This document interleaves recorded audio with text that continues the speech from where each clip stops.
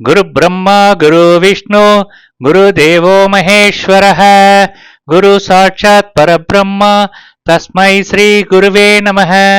குருவே சர்வலோகானாம் விஷஜே பவரோகிணாம் நிதயே சர்வ வித்யானாம் ஸ்ரீ தக்ஷணாமூர்த்தயே நமः. ஓம். இன்றைக்கு நாம் என்ன பார்க்க போகிறோம் என்றால் கண் திருஷ்டி. நாம் எடுத்த காரியங்களில் அனைத்தும் தடை இருக்கிறதா? நமக்கே தெரியாமல் எந்த ஒரு எதிர்மறை எண்ணம் நம் வீட்டில் இருக்கிறதா? இதையெல்லாம் போக்குவதற்கு நம் முன்னோர்கள் ஒரு அருமையான பரிகாரத்தை கொடுத்துள்ளார்கள். அதாவது, நாம் எந்த வேலை செய்தாலும் அதற்கு தடங்கள் இருக்கும்.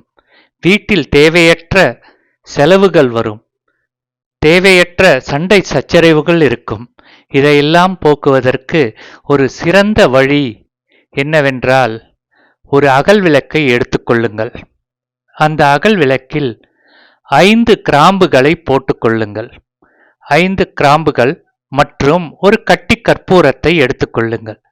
இந்த கட்டி கற்பூரத்தை முதலில் பூஜை அறையில் வைத்து எங்களுடைய கண்திருஷ்டி எல்லாம் போக வேண்டும், எங்களுக்கு நல்லதே நடக்க வேண்டும் என்று பூஜை அறையில் சுவாமியை வேண்டிக் கொண்டு நீங்கள் அந்த கற்பூரத்தை கொளுத்தி விடுங்கள். அந்த கற்பூரத்தை கொளுத்தும் போது அந்த கற்பூரத்தின் மனம் வீடெங்கும் பரவுமாறு அதை ஒரு ரூமுக்குள் எடுத்து சென்று நீங்கள் காமிக்க வேண்டும். அப்படி காமிக்கும் பொழுது அந்த வாசமானது எதிர்மறையே எண்ணங்களையும் கண்திஷ்டையும் விரட்டவல்ல சக்தியுடையது. மீதி இருக்கும் அந்த கருகிப்போன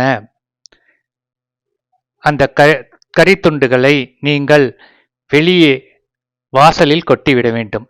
இவ்வாறு நீங்கள் தினமும் செய்ய வேண்டும். தினமும் செய்தால் உங்களுக்கு எல்லாம் வல்ல இறைவன் அருளால் கண்திஷ்டி நீங்கி வீட்டில் மகிழ்ச்சி பெருகும்.